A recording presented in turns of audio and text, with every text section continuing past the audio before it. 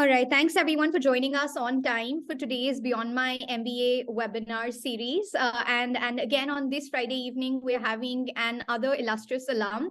Febin's story is really interesting, and you will come to know because of a couple of things. A lot of us have been talking about starting up this entire journey. Before the start of this webinar, also, we were having a quick conversation. That's always interesting to be a master of your own time, but we'll, of course, know the flip side of it as well. We have Febin Francis, and here starts my laundry list of incredible things that Febin has done. He's currently, as we speak, has recently started Ready to Cook, and we will, of course, be interacting and also asking him that what is the major difference between Ready to Cook, Ready to Eat market, because even after a long day at work right now, I think this is something that I am genuinely, as a consumer, really excited to know more about, because cooking is the last thing that I want to do if I'm individually living over here. So he heads a Ready to Cook brand that is called Aswada.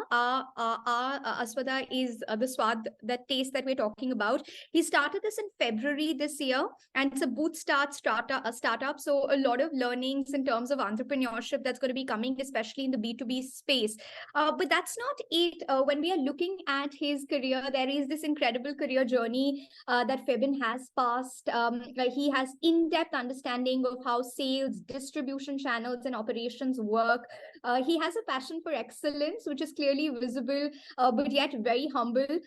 Even when you read the email interaction when Febin was contacted by the branding team, so there was always this excitement to share the knowledge, to transfer the knowledge, to give that mentorship support. Has a growth mindset and an eye for detail, and this is something that people closely associated with Febin have always said. He has a record of working in challenging markets, and that's where we'll be able to see how Aswada tries to build its niche very, very soon. And that's not it. He is an ex-Swiggy person who's worked with Swiggy. Swiggy is known for its hustle culture. He worked there for 4 years, 4 months.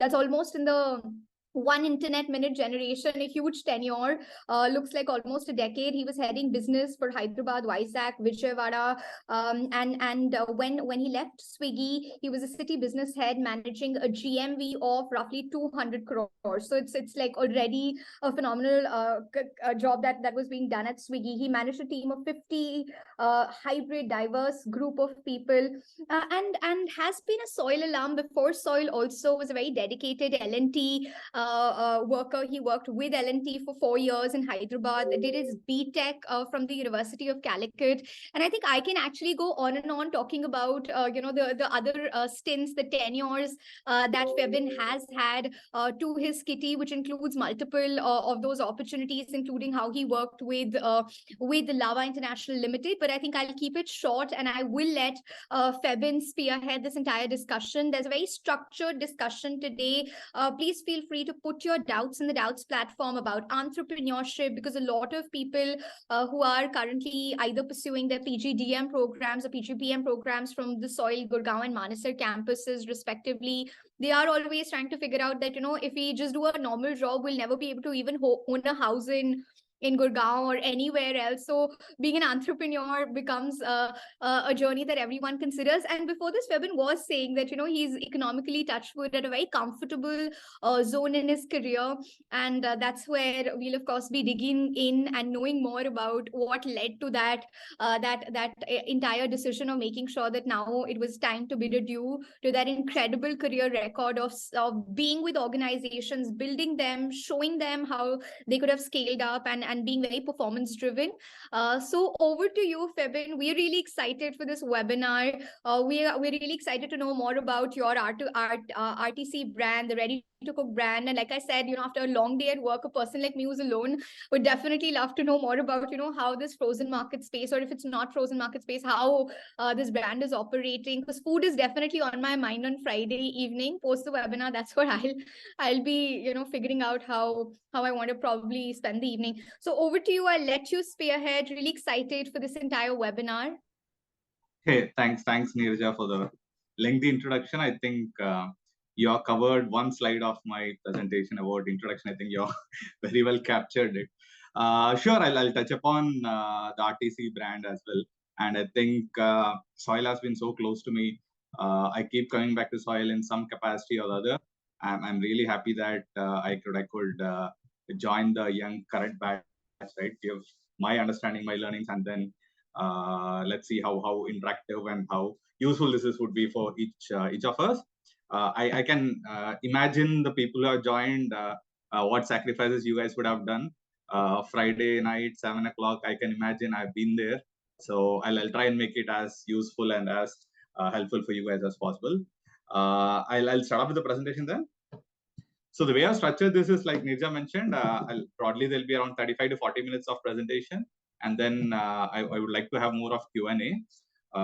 In presentation, again, I'll skim through the topics because again, each topic in itself can actually be dealt and spoken in detail, but given the time constraint, I'll just be running through things.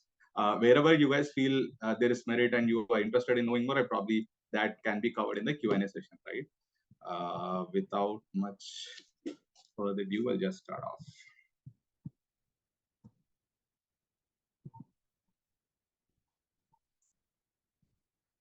I hope my screen is visible. Cool. Yes. So, like I said, I did my PGPM, right? Back then it was BLP, called Business Leadership Program, right? That's 2015-16 batch. And post that again, I did the fellowship program, which was commenced last year. I was part of the inaugural batch. So I was very thankful and very fortunate to be part of that batch again. So again, Soil, like I said, has always been close to me. This year again, I could come back for this webinar. So yeah, looking forward to really how we can collaborate from here. So this is the slide which I was talking about. I think Nirja pretty much covered. I'll quickly run through things, right? So I did my schooling and +2 in Vijayawada, right? My schooling, the reason I brought this up is this again played a very critical role in my life. If you look at my from very early stage of schooling, right, the teachers, the parents, they gave a lot of emphasis not only on academics and also on extracurricular activities, right? Right from schooling, I used to be part of the basketball team. I was given responsibility, like I was part of the captain of the house, right? So all these additional responsibilities and co-curricular activities has been part of me right from early learning. And the way it helped me is in life as well. You never get to do only one thing, right? There's a lot of responsibilities. You don a lot of roles, and our exposure to dealing with multiple things right from childhood, I think that's been very helpful for me. So that's been with schooling. And then post my schooling, I did my engineering from Kerala in mechanical engineering. I guess this would be similar to 80 to 90% of all folks who are joined, right, who did their engineering and then probably did an MBA. So I also come from the same legacy. Post my again in my engineering days, it's the same thing, right? I continue to represent my college in basketball. I was part of many cultural groups, right? So that has always been a common thread across my educational life. Post my engineering, I could in campus ministry got placed in L&D. That again was my first exposure towards though it was a technical role, I was into buildings and factory in building cement plants, right? The likes of Ultratech, Ambuja Cements and all, right? So these are plants which I commissioned and I was part of building. But during that journey of technical life, that's when I got exposed to actually interacting with the contractors, with the blue-collar workforce, interacting with the clients, with the consultants. So I really like the skill set of managing things, project managing things, rather than having core technical knowledge. So that's when my interest for pursuing something of MBA came in, and that's when Soil happened in 2016. Post Soil, I again got placed in Lava International. So my experience in Lava and Swiggy, I'll be covering subsequently. I'll not be spending much time there. In Soil again, I was part of Toastmasters. I was VP Toastmasters there for making people join membership VP. So that's one thread which keeps coming back to me, and that's something which consciously also I'll try and look out for. Wherein other than what I do, what are the things additionally which I can take additional responsibilities? That's something I always look out for, and that's something which keeps exciting me, right? other than that, personally, I'm married and have a beautiful daughter. She'll turn 4 this May. And the above picture is with my family, right? My father, my mother, brother, and family. So the reason why I started Aspada goes back to my father, right? He was a businessman, and always seen him doing business. And that desire of starting something on my own, doing has always been there. But he was of the strong opinion that he will not pamper me by directly letting me or my brother into the business. We were always kept outside. He gave us very good education, and the idea was we do something on our own and then build our own brands rather than just continuing what he has built. So that's the short story behind Aspada. Going forward, this is how I structured this whole conversation. There will be 4 aspects to this. The first, I'll just touch upon the business model of Lava, the distribution model, and how the FMCG world currently is placed.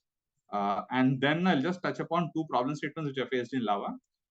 Then I'll touch upon how Swiggy, what's the business model, what's the revenue model, and then similarly some problem statements in Swiggy. Like I said, only thing to note is, given the time constraint, I'll not be able to really dig deep into this. If any of these points feel interesting, we can continue on that in the Q&A session, right? Now, talking about the distribution model here, I've kept it the way Lava distribution works, right? This is a very traditional way. There's a lot of disruption happening in this space, right? So the way currently things work, used to work or currently work in Lava is there's the manufacturers who manufactures the things from the Noida plant. Their main plant is in Noida. And then it's sent to the CNS for folks who have attended the marketing classes, right? For me, when I joined Lava, it was many of the marketing classes coming live in front of me. I still remember sitting in ANB sir's class and understanding the distribution model, the ROIs, the very thin, vapor thin margins which the FMCG world works. But I could actually see things happen with Lava, right? So from CNF, it's then goes to distributor. So the billing which happens at distributor is called primary. Generally, in FMCG world, you have 3 terminologies. One is primary, which is the distributor billing. Then we have something called secondary, which means from distributor it gets billed to retailers. And then finally, when we as customers go and buy it from the retail stores, it's called as tertiary, right? So this, be it FMCG, be it telecom, in all of these industries, there's a common terminologies which gets used: primary, secondary, tertiary, right? And so what you find is this is a standard process, like I said, right? At every level, there can be disruption happen. And again, this is the structure which Lava followed. You will find many companies which don't follow this set process, right? Probably there will not be sometimes CNF, they'll not be distributors, sometimes directly they'll be retailers, or sometimes they'll be wholesalers, right? Sometimes instead of these distributors, for example, the new age companies like Udan, like Azu, right? Who completely CNF and distribution channel they completely remove, and for entire pan India they kind of provide the distribution network, right? So across the board there are many disruptions happening. For example, the new age D2C brands, right? They completely bypass all of this. There's no CNF, there's no distributor, there's no retailer. Directly they connect with the customers through their platforms or websites, and then they deliver the order. Obviously, the benefits is the more middlemen they remove, there's a cost associated with it in terms of margins. And also, obviously, everything has its own sets of pros and cons, right? So it's a very fascinating and exciting space, FMCG or any of the B2C, D2C brands. If you guys follow startup, right, you'll find a lot of startups in this space who are disrupting these things. So for coming back to Lava, the main strong point was they were completely they completely a push brand, right? They didn't have much of pull, at least in smartphone phase, they didn't have. In feature phone, still decently they would have, I would say, but they're still completely a push brand, and hence they had this structure in place, and hence they had a very strong distribution network in place to ensure that. Because Lava was a very distribution-driven brand, they had to ensure that the distributors and retailers become very critical, important players in this whole equation. To boost and to give more support to the distributors, they had policies like zero infiltration, ROP policy, right, DBR, NOC policy, essentially what this means is infiltration policies. Generally, each distributor is assigned an area, and no other distributor can come and build inside your area, right? For example, in Noida, that area will be given to one distributor. If I'm oversimplifying things, but oversimplified version would be, let's say in Noida they'll be distributor, and in Delhi they have distributor. Delhi distributor can't build to Noida, and similarly Noida distributor can't build to Delhi, right? If it happens,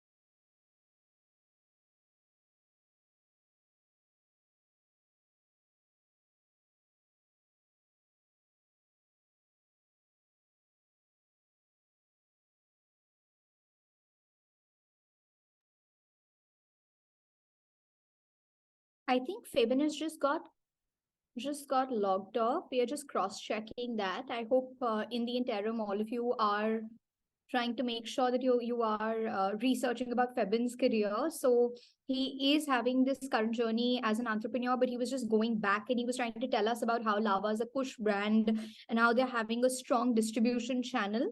Ishwarya, can we cross-check? Oh, perfect. We have him back. hey, am I audible? Yes, you are. You are. I think we lost you in between. Hey, really, yeah, there was a power cut at my place, unfortunately. Yeah, so yeah, it's now yeah, there was a lag in backup to come up. Okay, cool. I continue. I think till what Yes. point was I still? Is my screen still visible? No, your screen's not visible. You were trying to walk us through how 1 minute. Lava was the push brand, the distribution channel, and I think the strong Yeah, distribution yeah. network. And then I think we lost you in between. Cool. Okay, cool. Then I think I was just explaining the zero infiltration policies and all, right?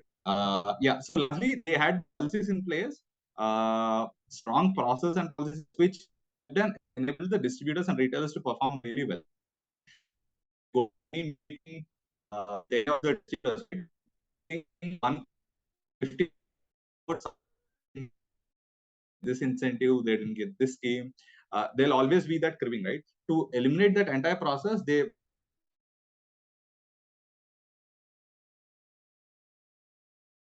to they give a no clearance certificate, right?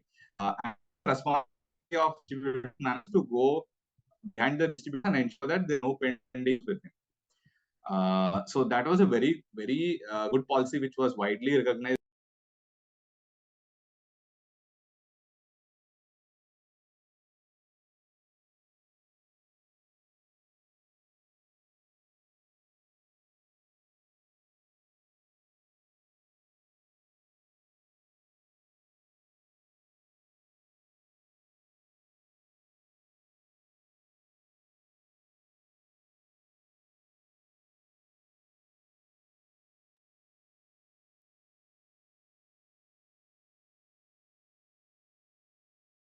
I think we again lost Fabian in the middle.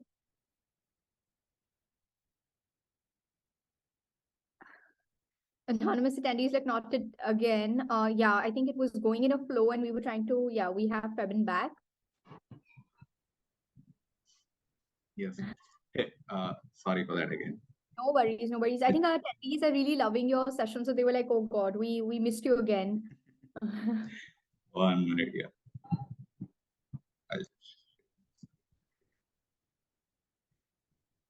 Cool.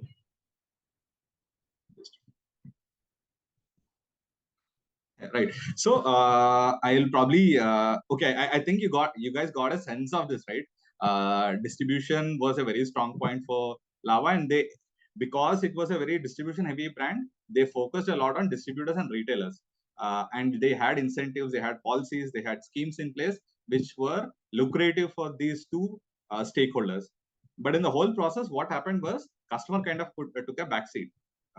And if you look into that, was precisely the reason why all the Indian, not only Lava, I would say, all the Indian brands kind of had to fall prey for it. If you look at in 2017, right, 2015 to 17, that space, that is when there were four, like we have big four in consultancy in mobile industry. If you look into, right, in the Indian mobile brand space, we had Micromax, we had Intex, we had Cellcon, and we had Lava.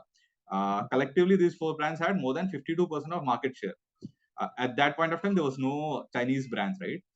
These guys just used to pick up phones from the Chinese OEMs. They used to label their brand name and then just to sell here at very good margins. And then Chinese being Chinese, they realized, why can't we directly come and do this, right? That is when actually this whole MI, the revolution of the Oppos and Vivos of the world, all these brands started coming directly to India, and then all the Indian brands kind of lost their space. So the Indian brands were not really keen on customers in terms of what their need was, what were their price points, what is the competition doing, and that's how they lost the plot. And it was a very hard lesson which they learned it the very hard way. It's been what now, 2023, right? Still they haven't really recovered. They're still trying to build the entire ecosystem in India. Chinese always had their advantage of having the entire manufacturing ecosystem for phones there. Today also, if you look into all the made in India phones, right, they're technically not completely made in India. They are largely assembled in India. All the components, the major components still comes from China, from Taiwan, and from South Korea, right? These are the countries which still manufactures the major components. All the made in India phones watch largely you see are largely the just assembly. Now Lava has been trying and still continuing to do to build the entire ecosystem here. Once that happens, then it will be level playing field, and then Indian brands also will be able to match the kind of pricing which the Chinese player do. But the advantage for the Chinese was because they did a lot of marketing. Again, D2C entirely is a marketing game, right? Other than sales, it's a beautiful marketing game.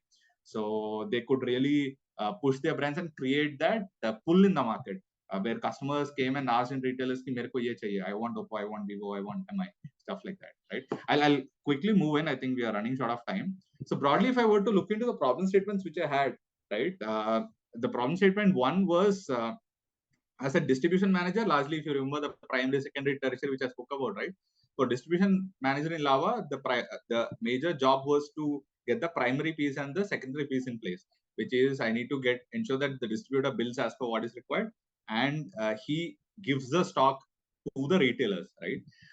So the challenge was I was given an area called Thrissur. Initially, I started with Kollam. In Kollam, entirely, it was a learning curve for me, right? Understanding the entire ecosystem, understanding this industry, it was new for me, understanding different stakeholders. So a lot of time I used to just go out along with the DSC. DSC is essentially the executive of the distributor. So I just used to go along with this bike. I used to go to different routes. So every day there's a typical route which the DSC covers. I used to interact with a lot of retailers, right? So I got my fundamentals and basics very strong. Once I done that, when I got moved to the most biggest city for us at that point of time in Kerala was Thrissur market. That market was handed over to me. The challenge was it's been consistently, it was kind of stagnant. Beyond a point, we were not able to do business. So that was a problem statement was given to me. And then that is when I was working as DM. After that, when I got promoted as a ZM zonal manager, I was handling 1/3 of Telangana. I was based out of Warangal. I was handling Warangal, Khammam, right? Markets like this, Nizamabad and all. So the problem statement there was my entire zones combinedly were in the bottom 5. There were around 125 odd zones in Lava. It was always consistently performing the bottom 5. And the problem statement there was that was my also in Lava my first team handling role. In distribution, it's an IC role, individual contributor. I was promoted as a zonal manager. So as a zonal manager, the first assignment which was given to me was I need to move from bottom 5, my set of zones cluster to the top 5, right? These two are the problem statements. Two again different contests in different capacities. So the approach generally which I had in mind was one, any point in time, you really need to understand what the problem statement, right? On the face of it, it looks like, but it might look in a specific direction, a specific problem. But once you start dipping deep into it, actually understanding what's causing this, then I think you'll be able to really figure out what is breaking and then find things and find solutions for it, right? So in both these cases, the approach was this, where I really understood what the problem statement was, and then I created a plan of action with clearly measurable metrics, right? Because you should always be in a position to measure. If something which you cannot measure, then obviously you'll not be able to control the outcome, right? So in a very time-bound manner, the point was to create metrics which were clearly measurable. Once that plan of action is in place, then the thing which I generally do is I involve all the stakeholders in this process. Also, I try and involve the stakeholders so that there's a buy-in from them, there's an involvement from in, and then collectively we then sign off that okay, this is what the problems is, these are things which are aligned to do, and these are the timelines in which we are going to do this, and then whatever support is needed, that is very clearly documented, and then that's cross-functional or from management, that's kind of clearly communicated and that's brought in. Once this thing is done, then the point is we need to periodically check in. We agree upon the time frame on when to check it, and then course corrections. The reason why check-ins are needed is you understand how far away or how near you are to the initial plan you had, right? And then you can obviously make course corrections. Now, this was approached quickly. How the problem statement solutions, what it came out was one, for the Thrissur market area being stagnant, right? What I realized is the number of retailers to which we were distributing were kind of less, right? There's scope of increasing the number of retailers, and also there were some key retailers who are not really doing great business with us. So this comes again down to a very basic thing of increasing the depth and width of distribution, right? Increasing the width meaning how can you have more and more retailers taking stock from you, and increasing the depth meaning for each retailer how can you ensure that he gets more business. One interesting fact here is I could unlock a new area which was not really serviced earlier, and this happened because of my interaction with the DSE. That solutioning actually came from the DSE. DSE, if you think through, is probably the lowest in the hierarchy, right? He's just an executive who goes and give the stock, take orders and give the stock. But the kind of understanding these guys have on the market is phenomenal, right? And hence, you should never really think that I should take solutions only from the top people, right? That kind of mentality should never be there. Probably the solutions can come from anywhere in the room. Always be open to that, right? Always be humble and always be open, always be curious. The solution can come from anyone. So that's how largely we then we created a new distributor area. We had added a third distributor there, and then the business started picking it. That's how I went about with problem statement one. Problem statement two, since it was more of a leadership immersion for me, right? It was my team handling role for the first time. Then the point was again, I had a lot of interactions with all the team members, with all the distributors. In team, what I learned at that point of time is we are as good as our team, right? If our team is not really good, we'll have to do their work. So it's very critical to always have the right team, so that and you also need to ensure that they are upskilled and they're nourished, so that they do their job, then you can do your job, right? If not, many of the times what happens in leadership positions or as managers is we end up doing our team's job, and our jobs take a beating, right? So that's the work which was done in Warangal, wherein I interacted with all the team members, all the distributors. Obviously, they had a lot of legacy issues. I resolved those, and again there were some issues where we realized that we need to change the distributor. Again, with the team, I realized there are some people who probably are not best fit for that role. So those changes in the entire team structure needed to be done, both at the team level and also the distributor level. And then again, involving all the stakeholders and having a common goal. There was a common rally that we really want to be on top, right? And this journey from bottom five to top five happened in a matter of 6 months. That was a very phenomenal change which happened, and that's something which, even when I look back now, gives me a lot of pride in terms of what we could achieve. All right. Moving on. Now I'll touch upon my experience in Swiggy, right? So before that, I'll just give you a brief overview of how Swiggy Zomato or let's say any e-commerce kind of site work, right? It's always a holy trinity. That's what we call, right? There are three critical stakeholders. There's the restaurants, there's the delivery executives, and then there's a customer. It's like an auto or three-wheel. So you can have many comparisons for this.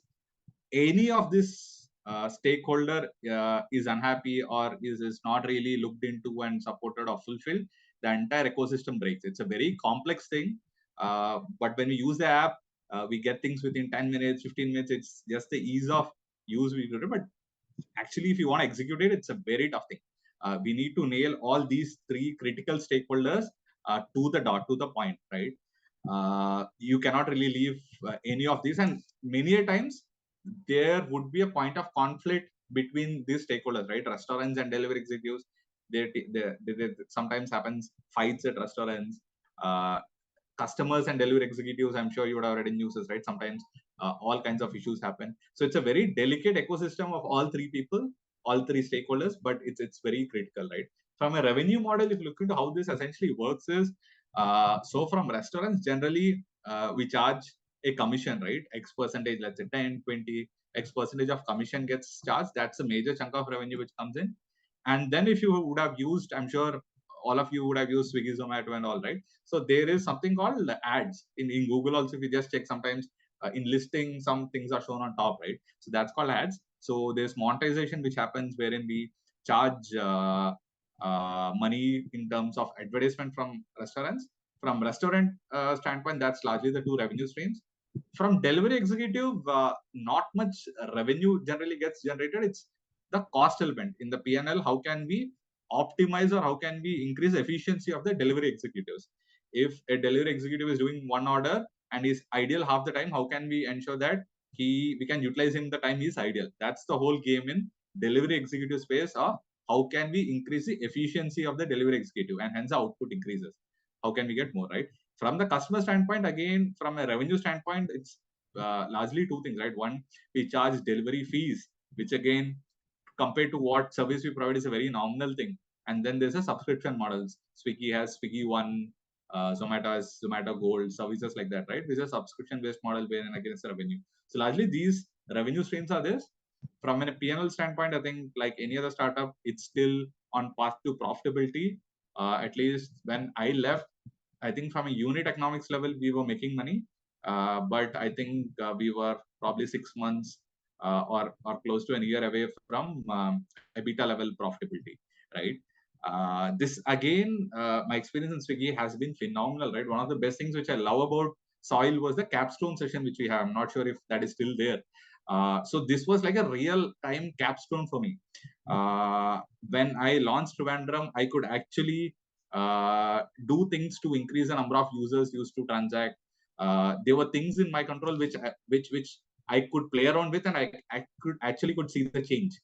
Just like in capstone, right? You launch a product, you play around with the pricing, and then you see the number of items get sold, increases, decreases.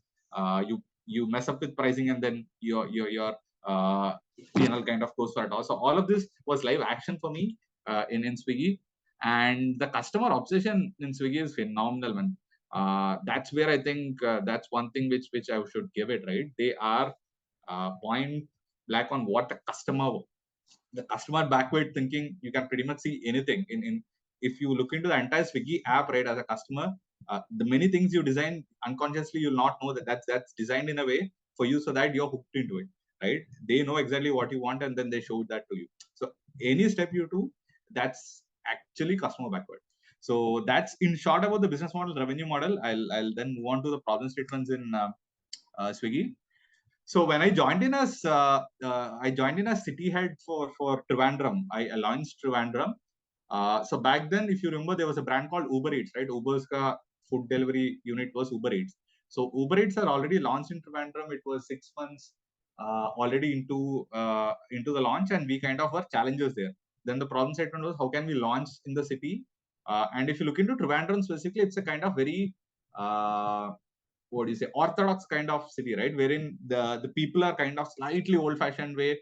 They have stickiness to whatever they, for example, if someone is used, the challenge was, since they were already used to Uber Eats, there was a lot of challenge in terms of change for them to start using Swiggy, there was an discomfort, or there was some friction, I would say, right? So that was all the problem statements which we had earlier, initially in Trivandrum. How can we be from challenges to market dominance, right? Market dominance in Swiggy, what we call is largely anyway above 58-60% market share. If we can achieve, then it's called market dominance, right? So when I joined in as city head, all these three functions, right, reports into me. The restaurant side, there's a sales team. For operations, for delivery executive, there's an operation team, and then for customer, there's a growth manager. So all these three units kind of reports into city head. But when we launch, we kind of have to don all the roles, right? No job is too small, no job is too big. They were for example, the first delivery which was happening in Trivandrum, I personally delivered it, right? I had taken many delivery executive interviews for hiring the Ds. For initial hiring, I personally interviewed all the candidates which were part of my team, right? So there are things which we did, and for us to create this path of how do we bring market dominance, I did a lot of customer immersion sessions as well, wherein we bucketed customers in different cohorts of, let's say, frequent users, not frequent users, high ticket size, low ticket size. There were different categorizations, cohorts, and then I interacted with them to understand what are things we can do to create those use cases which will enable them to come and start using Swiggy, right? And then many insights came in, and that's actually paved the way for our market dominance. We launched breakfast as a category. Back then, Uber Eats didn't launch breakfast. We launched 2-3 new areas where there was a lot of pins. Customers were logging in, but they could not order because neither of us had launched. So we launched this. So we started attacking from the outside. All the periphery of Trivandrum we launched these new categories which the competition hadn't done, and these were use cases. So since customer ka breakfast chahiye, then they had to come to us, right? Then that built the repeat in customers, right? And then we also sensed that there were a gap for podichor. If you, I'm not sure how many Malus are joining this or how many Malu friends you have. So there's a podichor, right? The rice which you get in banana leaf. That's that's an entire experience and altogether, right? That was not being there. So we sourced those we did a festival on that. We did a festival on biryani. Biryani again is kind of a no-brainer. So those are things which we did, and gradually in a span of 1 year, we could achieve this market dominance. Here again, create team. As long as you are in a team handling role, right? Team is the most critical thing. You always need to ensure that you have a team in place which delivers their work, right? Or else you'll have to do their work. So you'll have to be very mindful of that, and you'll have to coach the team to ensure that they keep upskilling themselves. Moving on to the second problem statement, it was so all of these were team managing role, right? I decided to do an IC role for a change, right? I then moved to as national partnership manager. This was a COVID time. The reason which I took this is back in Lava and in Swiggy as well, they always used to be this chain outlets, right? For example, in when I say chain outlets, the likes of McD, Domino's. So these are big chains which doesn't come under the normal trade. So in Lava as well, there is modern trade and there is GT, general trade. We were handling general trade. So this is some experience which you always wanted, like very big brands. How do we interact with them? Because they have such big brands, they obviously have a lot of bargaining power. They'll always have a lot of higher view on things, right? So how do we interact with them? How do we convince them? How do we negotiate with them? So that's one skill set which I was very interested to learn, and hence when this opportunity came in, I took this role. But to my what do you say, to my despite what happened was, this was at the time when COVID started, and anyone who has done sales would agree with me that sales till that point was done hardcore face-to-face meeting. You guys do, you build that trust, and then you do sales, right? So this was a time when I had to do sales, when I had absolutely no clue what the other person is doing, what is he feeling about, how is he feeling things. Generally in a face-to-face meeting, you get to see the people, you can understand their body language, their attitude towards things, and then you can course correct your content. So that was a very challenging days for me. Then again, the way how I went about it is I created many win-win solutions, right? For example, there were some things which they were looking for, there were some things which I was looking for. Then how can we marry these two, right? So those are kind of situations which I did, and that is how I built a trust, by creating win-win scenarios, right? And being humble again means a constant thing, right? You obviously don't know answers for everything, so you just have to be humble, and like a sponge, you have to absorb whatever is around you. So that was a very interesting learning for me. And now I am pretty confident of going into sales meeting, even if I know him, if I don't know that person. If I see him, if they're not saying virtually, I'm pretty comfortable after this thing. And obviously, my sales skills, my negotiation skills also were pretty sharpened with this experience. So once I've done this, that's when the third assignment came in, which is as city head for Hyderabad.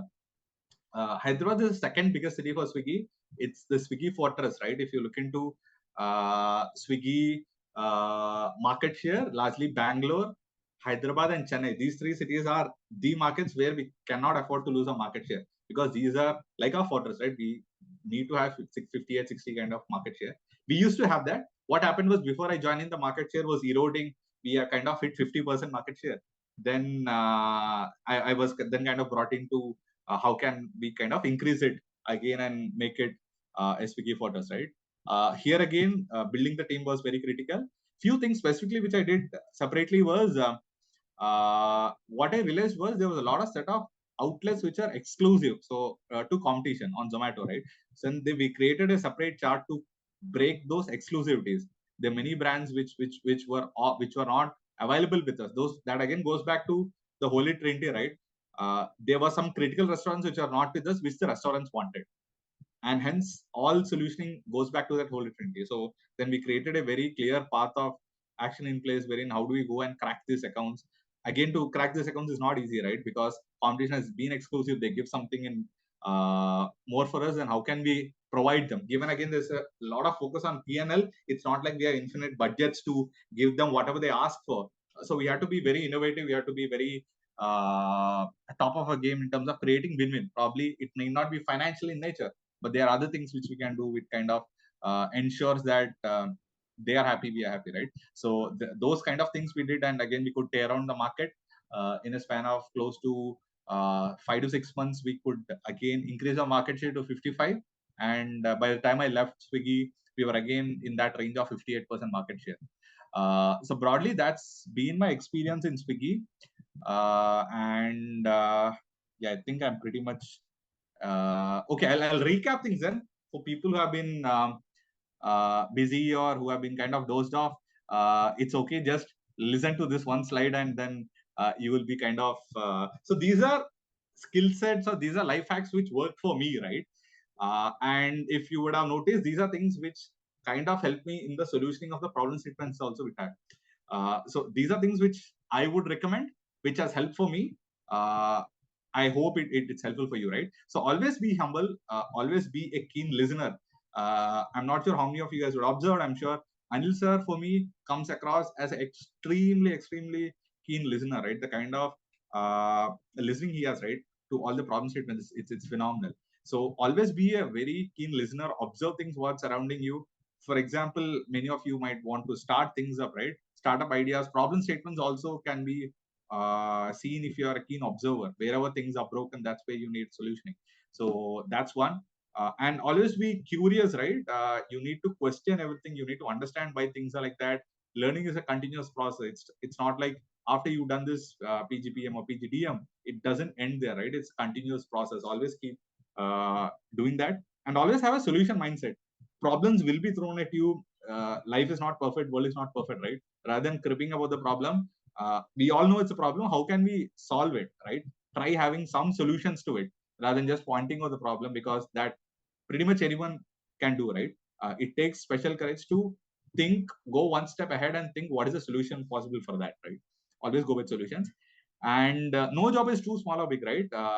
Like I said, there are many instances in life where, for example, in this current avatar, as building this RDC brand, right? Before this meeting itself, I personally delivered some of the powders to my client. Because again, with a bootstrap, we don't have the team. It was just on the way. I just picked it up and slightly deroute, but I still did the delivery by my own. There's no shame in doing that, right? So there's no job which is too small. There's no job which is too big. But again, the point doesn't mean that you end up doing everything, right? You need to learn to prioritize things. You can't do everything again, because we are kind of bootstrapped now, because the scale is low. We are able to do this, but as things develop, I need to delegate team. I need to find the right team to do it, and always create win-win scenarios, right? That is the easiest way to build trust, get things done. When you think other people are also gaining something out of it, then your deal pretty much gets done. Always create win-win. And like I said, in team handling role, you are as good as your team. So ensure that you have the right team in place, coach them, mentor them, upskill them, right? And the last thing, but not the least, is always do what you love, right? I always do that. For me, it has been spending time with my kids, playing, for example, basketball. I still find time to play half an hour, 1 hour every day, 9 to 10, 9:30 to 10 the day. I play basketball. I travel a lot along with my friends. For example, in soil, in that 1 year, I did around 3 trips, right? When I look back now, I wonder how did I do that? And it's not like a bunk classes. I was in fact I missed the role model by a point. On the felicitation day, I was in fact called to the stage, and then there was some correction, and I was a second. So I did my studies, I did my things, but again, I always find time to do things which I love. These are my personal things. Obviously, you guys, for different people, it will be different, but always do that, right? Never take life that much serious that you lose the fun out of it. This just one life you got. You should live to the full. That's been my mantra. And if you do that, again, you are regenerated to come back and give it back in the work, right? Whatever sphere and whatever capacities you are doing. So broadly, that's it. I think I shot up by 10 minutes. I think the power cuts and all played the devil there. But having said that, I would like to thank everyone for joining. If there are any Q&A, any questions, I think because I got disconnected twice, I don't have the questions and all in the comments or Q&A. If Neerja, if you can help me, if there are any questions in the chat, or if there are any questions, I think we can take those. Right. If anyone's having any questions, please feel free to put it in the Q&A section, and we can get them directly addressed. So we can wait for the next 30 to 40 seconds for everyone to put their questions. It's been incredible how, you beautifully walked us through the way that distribution channels are operating, and also how constantly you were repeating it like a refrain that solutions can come from anywhere. At the beginning, you had said that don't just listen to the top management, but your solutions are lying everywhere. So and that's so important and so critical in building products today, because if you can't empathize with the end user, you will never be able to create those disruptive businesses altogether. Be humble, absorb like a sponge. I think that's such a critical aspect that you were talking about. So I think that was really nice. And obviously how the way you told us about Hyderabad being the Swiggy fortress, and it so happened that this time Zomato also hired students from our from the first year, they had also dissected, and they also asked them about the distribution channels. So as we speak, 2 students are going to be going to Zomato for their internship. So I'm definitely sure they'll be connecting to you in order to make sure. Anytime. That I think in Gurgaon and Delhi, Zomato kind of kills like we kill in South. Those guys kill in North. That's something we haven't able to crack. Correct. Perhaps like the minute Swiggy rehires you, or probably hires you back as a consultant along with Swida, then they delegate the North Indian market to you, or the NCR region market. I think you will be able to create that Swiggy magic here as well. I think you I think you exhaustively covered everything. I think please feel free to reach out to Febin over LinkedIn also. Otherwise, Febin will be. I hope we see you very soon in person as well, Febin, in the campus. I think it'd be great to have your live session as well with students, probably like a mini masterclass on entrepreneurship. Great. Right. I think largely we are done for the day. It was very, very exhaustive. Thanks so much for running us through that exhaustive. I wouldn't even call it a PPT. I think it was more your journey, your key learnings that you were sharing with all of us, and such an illustrious career so far. So all the very best for Aswada. And I hope that, I think there's a question from Lalita. Oh, yes. How did you start your own business? Hey, cool, Lalita. So I think, like I said, the inspiration to start my own business has been me seeing my dad do his business, right? So we were he didn't have very fancy business, I would say. It was an air conditioning service kind of thing, right? Back then we didn't have big companies, branded companies and all. Back then we had customized ACs, compressor ek jagah se, and then we used to assemble it, right? So that's what he used to do. He had an air conditioning manufacturing and this thing service setup. So I always seen him do business, right? So that's always been there, desire of doing something on my own. Now to the thing that how I started doing, I always want, again, since I come from a very humble background, it's not like I have very cash issues wherein I can go all out and do something, right? If things fail, then now at this point in time, I can't really do that. I have a kid, I'm married, right? There are responsibilities and all. So I have always been planning and always been trying to reach a space financially wherein even if I 1 or 2 years, if there's no income from my end, and whatever investments I do is actually the savings which I made working, right?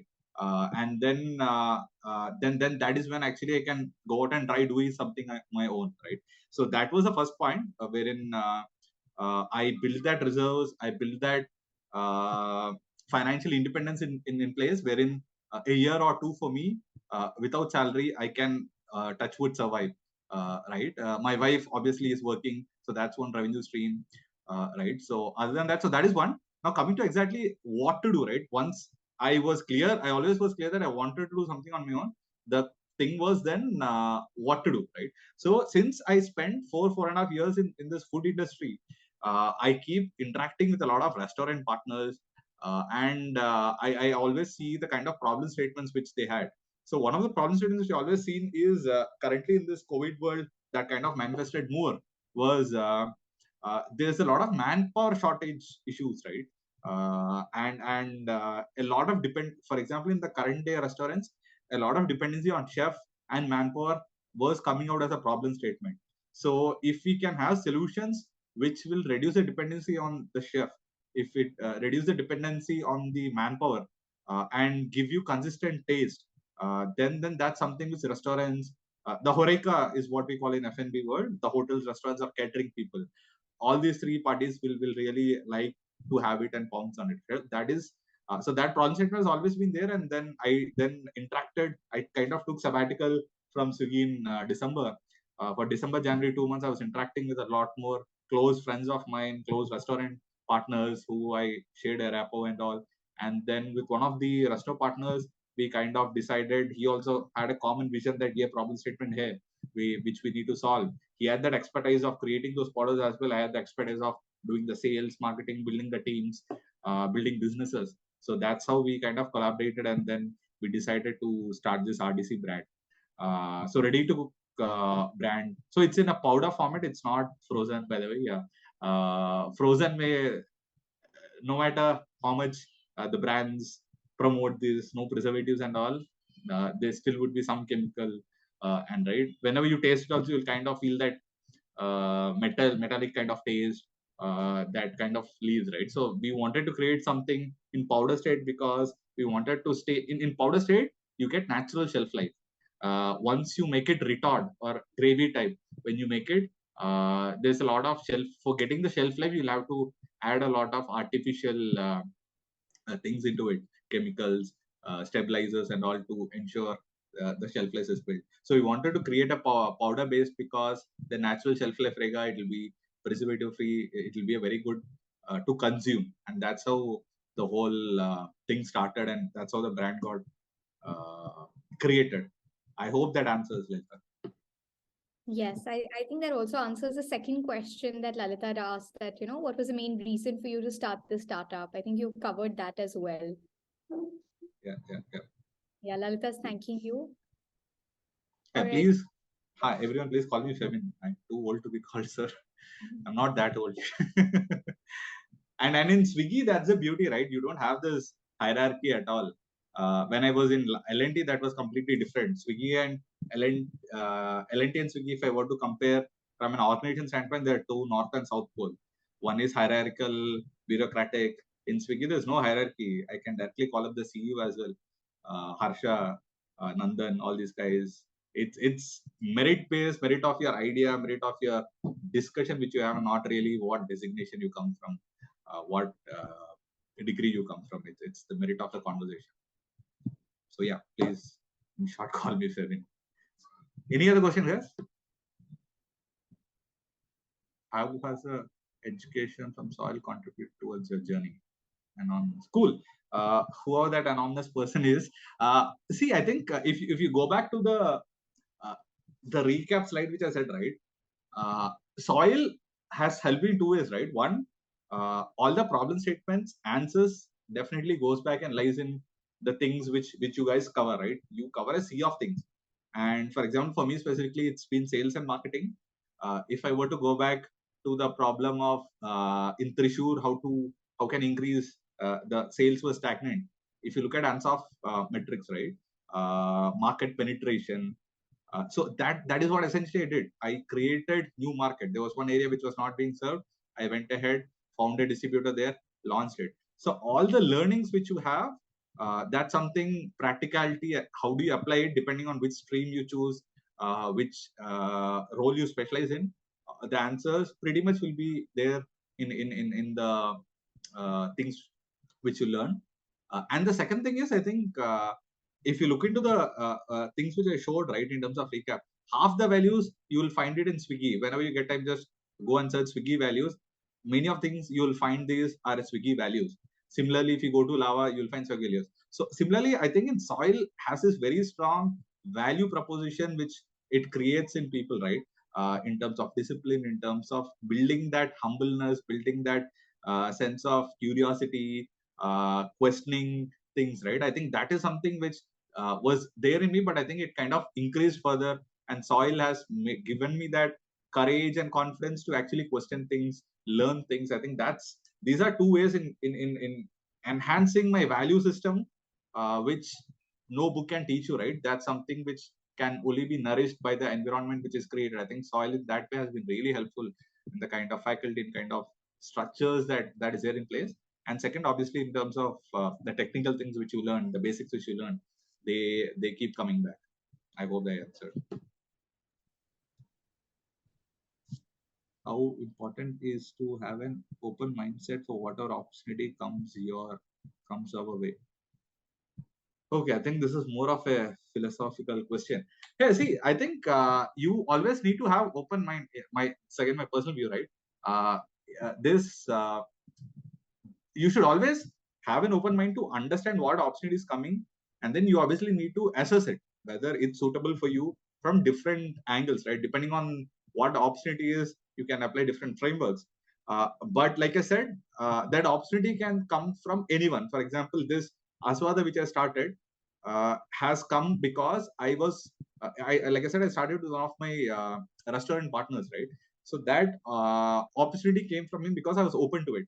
Had I built a shell around me saying, hey, no, I'll only interact with people with high education or academics, someone who has done MBA, then probably I would not have this opportunity. But is this the right opportunity? Is this the right decision which I've taken? That only time will say. So I think it's always very critical to be open to all the opportunities which come into your way. But again, obviously, you can't take all, right? You'll have to use your different frameworks, discuss with well-wishers. For example, before I did this, decided to take this, I discussed this with my brother, with my couple of my mentors, which whom I feel right from Swiggy, from Lava. I built 2-3 mentors who I can reach out to. I shared my business idea with them. I bounce off ideas with the people I trust, and then take a decision whether to pursue that opportunity or not. I hope I answered, Satvik. I think you have. I think yeah. Hey, any more questions? That's probably last 10-15 seconds.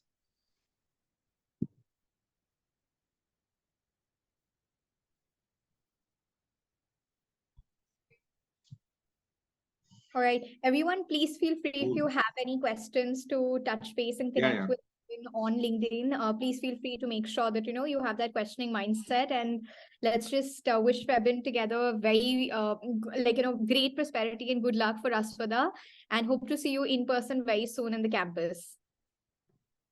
Sure. Next time, whenever I visit Delhi, Gurgaon, I'll make it a point to visit our campus. Definitely. Really looking forward to meeting you in person. Thank you so much. Thanks, Aishwarya, for putting this together. Thank you, everyone, for joining us. And thanks, Febin, for such an interesting and engaging masterclass. Cool. Thank you so much. Thanks for the opportunity, for inviting me. I feel humbled and joyed. Thank you so much. I truly hope I added some value for the folks who decided to not go out party and join this. Yeah, cool. I think you guys can now leave for the parties. Sure. Thank you Cool, so guys. much. Thank you so much. Thank you, Yeah. Nirja. Thank you so much, Thank you, Ratan. Aishwarya.